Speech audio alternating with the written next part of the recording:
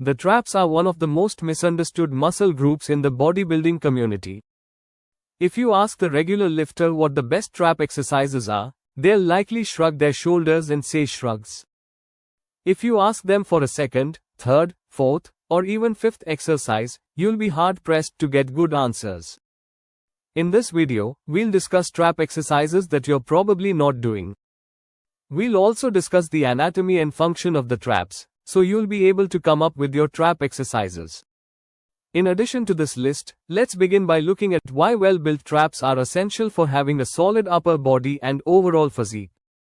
Have you seen a football player or wrestler with built traps that slope from the mid-shoulder to the upper part of the neck? It's an impressive look. Even when the rest of the physique isn't as developed, the thick traps say a lot and definitely makes you look like you lift. Also, when you meet someone for the first time, they'll typically make eye contact and see you from the shoulders up. And what's above your shoulders beside your head? It's your neck and your traps. So if you want to make an outstanding first impression as someone who lifts, it's time to get these traps swole. Let's get into some trap anatomy.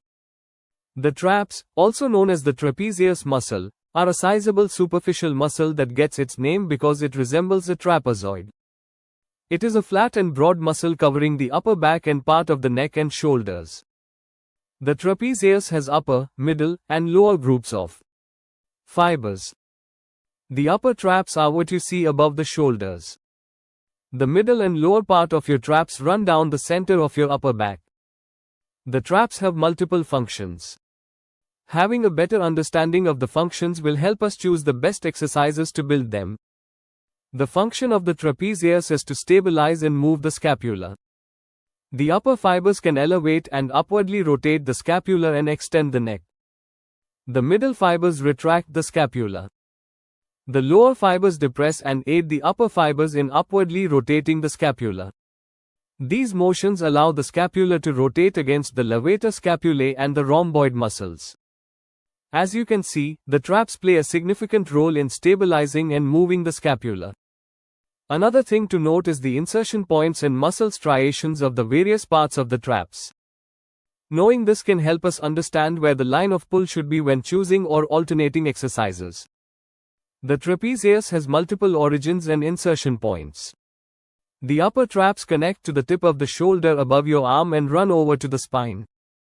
Let's keep this horizontal run of muscle tissue in mind when we select exercises later in this video.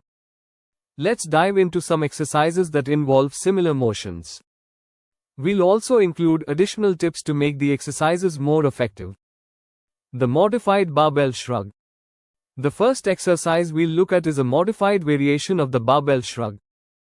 Training the traps ties back to the function we discussed earlier. It elevates the scapula.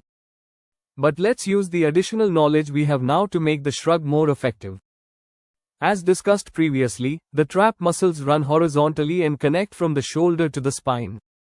But when we look at the standard shrug, the movement is up and down. So what should we adjust? To take the shrug to the next level, we will use a wide grip on a barbell for the shrug. As we widen the barbell grip on the shrug, we change the direction of pull from straight up and down to a more angled pull that better suits the trap anatomy. This 2014 study looked at the shrug performed at 0 degrees of shoulder abduction on the upward rotation and 30 degrees of shoulder abduction. The 30 degrees of shoulder abduction was the wider of the two grips. They found the wide grip more effective for eliciting the upper and lower trapezius muscle activation than the standard shrug. So next time you shrug, swap out the dumbbell and use a wide grip on the barbell or Smith machine butterfly lateral raises. The following exercise we'll look at is the butterfly lateral raise. This exercise is essentially a lateral raise that continues overhead. The conventional lateral raise stops at the shoulder level and is an excellent exercise to train the medial deltoids. While the deltoids can benefit from an additional range of motion above the shoulder, the top portion of the butterfly lateral raise is excellent for training the traps. Let's run an experiment. First, hold both your arms straight over your head.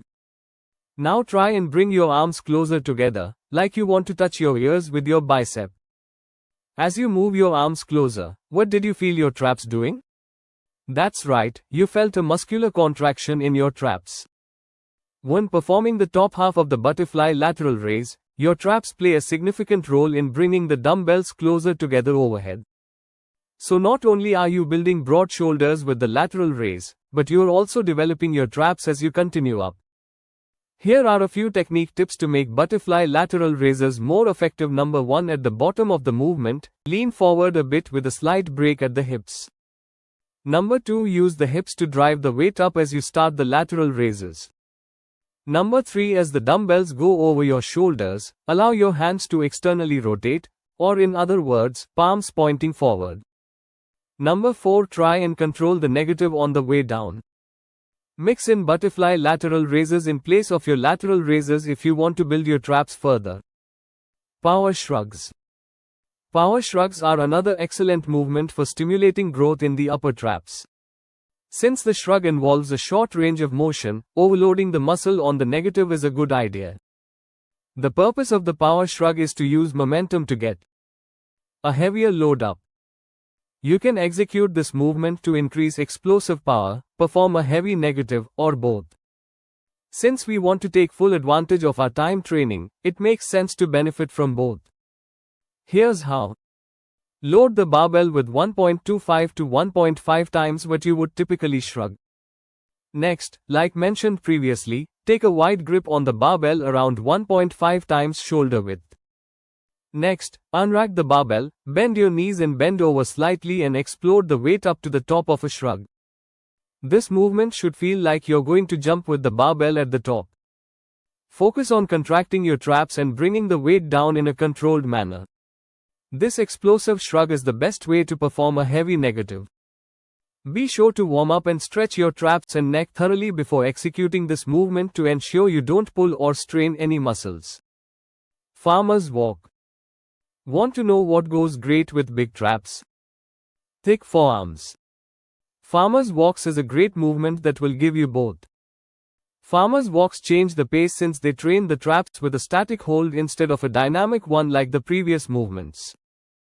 Grab a set of dumbbells that you can take approximately 20 to 30 steps with and start walking. For you to maintain scapular stability, you'll have to engage the traps the entire time you're walking and holding the dumbbells. The benefit of the walk is that it further challenges your body with slight instability, which is better than just standing and holding in place if your grip gives out before you feel your traps fatigue. Consider starting each set of farmer's walks with shrugs. For example, do a set of 8 to 10, then go for a walk. You'll quickly find out why most old school farmers are built like tanks. Horizontal scapular retractions. Now here's an exercise almost nobody does, but is so underrated. The horizontal scapular retraction under load is a great way to target the lower traps and build a thick mid-upper back. With dumbbells in hand, lay your chest down on an incline bench at a low incline, like you're going to do a back row. From here, allow your shoulder blades to shift forward so you feel a stretch in your upper back. Now perform a shrug-like movement by bringing your shoulder blades together. Note, this is not a row since your arms stay static. One of the reasons most people don't feel their mid-back when they row is because they're arming the row, meaning they're performing the movement with the arms. One way to eliminate this is to disengage the arms and allow your mid-back to execute the exercise. Just like any short range of movement exercises like shrugs or calf raises, it's essential to focus on the deep stretch at the bottom and muscular contraction at the top. Give this movement a try next time you train your back or shoulders. Cable pulley shrugs. Next we'll perform shrugs using the cable pulley machine, where most people typically perform chest flies. Note this is not a chest fly cable machine. The pulleys need to be far from each other, so we're shrugging at an angle. Set the pulley height to around knee level. From here, insert the pin at the desired weight and grab the handles. As you stand in the middle, focus on shrugging into your ears. This shrug should have a much broader arm position than the wide grip barbell shrug. This exercise is effective for much of the reason the grip shrug is, possibly to a greater extent since the pull is more in line with the striation of the traps. Trap bar deadlifts. The trap bar deadlift is a fantastic exercise for building the traps. While it is a full body exercise, you must hold a heavy load with a wide grip throughout the movement, which heavily involves the traps. Since the deadlift is a powerful mechanical movement, you'll generally be able to lift much more weight than you would on a shrug or a farmer's carrot. This means your traps will perform a static hold with a major load. This is a significant reason why so many powerlifters and strength athletes have massive traps. Even though many of them aren't performing direct trap work, other deadlift variations include the sumo and conventional deadlift. The sumo deadlift is slightly better than the conventional deadlift for building the traps, especially the upper traps, because it's a more vertical movement. Nevertheless, any deadlift variation, whether conventional, sumo, or trap bar, will effectively target the traps. If you want killer traps, be sure to add heavy sets of 3 to 6 representative deadlifts into your program. If you want to build thick, solid, and powerful looking traps, incorporate as many of the 7 and trap exercises discussed in this video into your program. Did you find this video helpful? If so, click the like button below as it'll genuinely help out the channel. Make sure you subscribe for more videos. And don't forget to turn on post notifications so you don't miss the next one.